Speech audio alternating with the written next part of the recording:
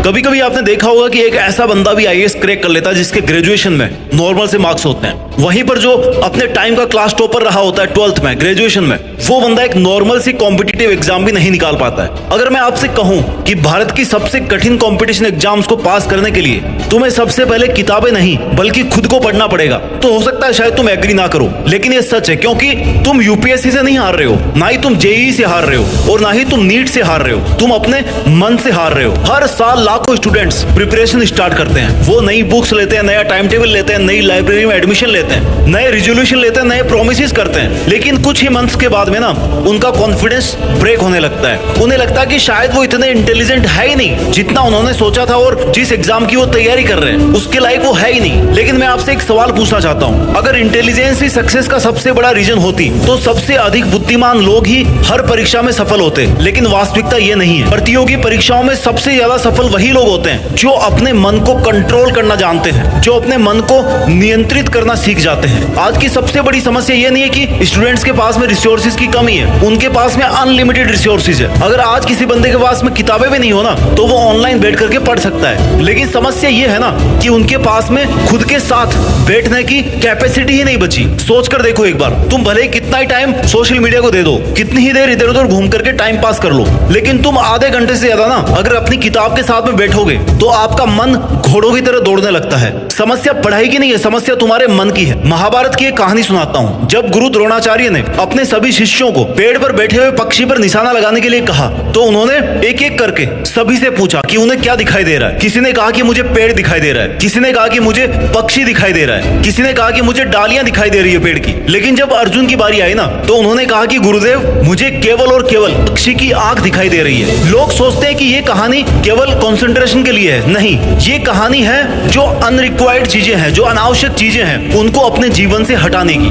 आज का विद्यार्थी अर्जुन बनना चाहता है, लेकिन उसके सामने पक्षी की आंख नहीं बल्कि हजारों चीजें हैं। उसके पास में सोशल मीडिया है, कंपैरिजन है, एक डर है, रिश्तों की चिंताएं हैं, लव अफेयर्स है, भविष्य की चिंता है, दूसरों की सफलता देख करके हीन भावना पैदा होती है, और फिर भी वो सोचता है कि वो अर्जुन की तरह निशाना लगा लेगा, यूपीएससी क्रैक कर देगा, नीट निकाल लेगा। याद रख मेरे दोस्त, सफलता हमेशा जोड़ने से नहीं मिलती है, कभी कभी सफलता उन चीजों को हटाने से मिलती है जिनकी तुम्हें आवश्यकता ही नहीं है। एक और कहानी सुनाता हूँ। स्वामी विवेकानंद की जो मेमोरी पावर थी ना वो एक्सेप्शनल थी, असाधारण थी। कहा जाता है कि वो बहुत बड़ी किताबों को भी कुछ ही घंटों में पढ़ लेते थे। जब उनसे पूछा गया कि वो ऐसा कैसे कर लेते हैं तो उन्होंने कहा कि ये किसी चमत्कार का परिणाम नहीं है, ये एक ट्रेंड ब्रेन का रिजल्ट है, यानी कि एक ट्रेंड दिमाग का परिणाम है। आज का स्टूडेंट ना 12 घंटे पढ़ाई करने का लक्ष्य बनाता है, लेकिन सवाल यह कि उन 12 घंटों में उसका मन उसके साथ में कितनी देर था। क्या तुमने कभी सोचा कि तुम 3 घंटे पढ़कर भी कुछ याद क्यों नहीं कर पाते हो? क्योंकि तुम्हारा शरीर पढ़ रहा होता है, तुम अपने शरीर को बिठाए रखते हो किताबों के सामने, लेकिन तुम्हारा जो मन है ना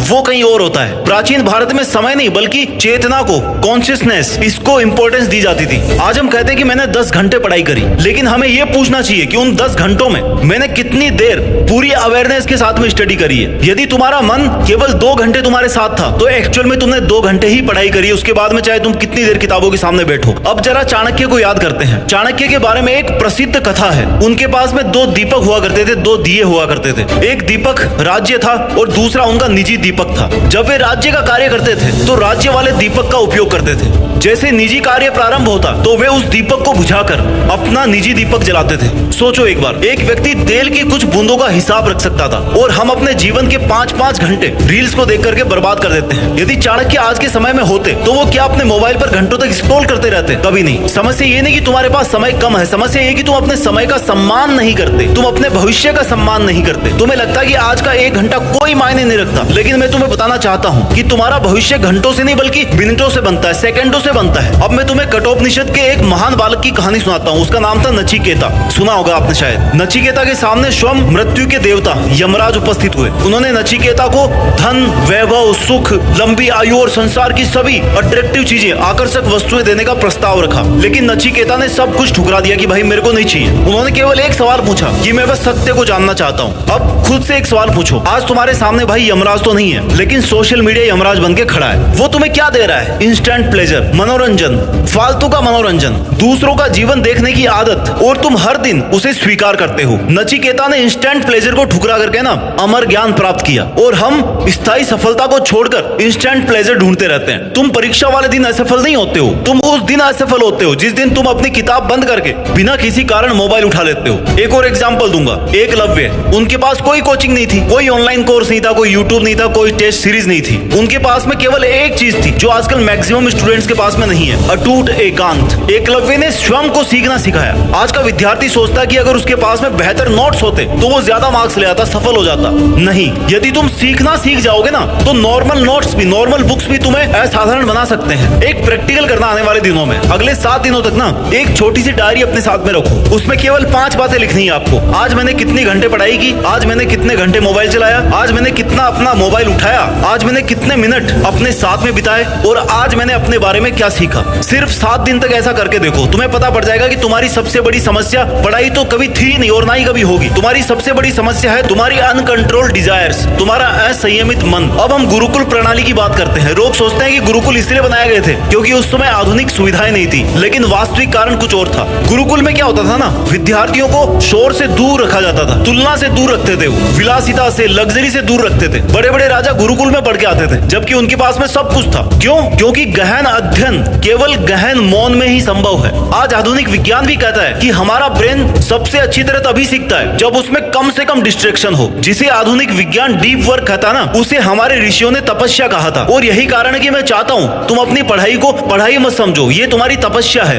ये आज के युग की तपस्या है। जब तुम अपनी कुर्सी पर बैठो तो ये मत सोचो कि तुम्हें एक परीक्षा पास करनी है, सोचो कि तुम्हें स्वयं को उस व्यक्ति में बदलना है जो उस परीक्षा की योग्य है। अब मैं तुम्हें भगवान बुद्ध की कहानी सुनाता हूँ। जब सिद्धार्थ ने बोधि वृक्ष के नीचे बैठने का निर्णय लिया तो उन्होंने कहा, जब तक मुझे सत्य की प्राप्ति नहीं होगी मैं यहाँ से नहीं उठूंगा। उन्होंने अपने जीवन का सबसे महत्वपूर्ण निर्णय पूर्ण समर्पण के साथ लिया। और आज हम क्या कहते हैं कि भाई 5 मिनट इंस्टाग्राम देख लेता हूँ फिर पढ़ूंगा। महानता और साधारणता के बीच का अंतर टैलेंट नहीं होता है, टैलेंट होता है डेडिकेशन का, कंसिस्टेंसी का। आने वाले कुछ दिनों तक ना 3 नियमों का पालन करना है आपको। पहला नियम, हर दिन कम से कम 1 घंटा पूर्ण साइलेंस में, पूरी साइलेंस में, अकेले पूर्ण मौन के साथ में पढ़ाई करनी है। दूसरा नियम, हर रात को आत्मचिंतन करना है। तीसरा नियम, वीक में ना एक डिजिटल फास्ट रखना है आपको, डिजिटल उपवास, मतलब कि उस दिन आप सोशल मीडिया को टच भी नहीं करोगे। ये खाली 21 दिन करके देखो। इन 21 दिनों में कोई मोटिवेशन वीडियो मत देखो, आप किसी टॉपर का इंटरव्यू मत देखो, केवल खुद को देखो। तुम्हें पता पड़ जाएगा कि तुम्हारी सबसे बड़ी शक्ति ना तुम्हारे अंदर ही मौजूद है, जिसको तुम बाहर तलाश रहे हो। और लास्ट में मैं तुमसे एक ही बात कहना चाहता हूँ, तुम इस पृथ्वी पर ना केवल एक नौकरी प्राप्त करने के लिए पैदा नहीं हो, तुम यहाँ खुद को बनाने आए हो। यदि तुम्हें केवल नौकरी चाहिए तो तुम कुछ सालों तक मेहनत कर लोगे,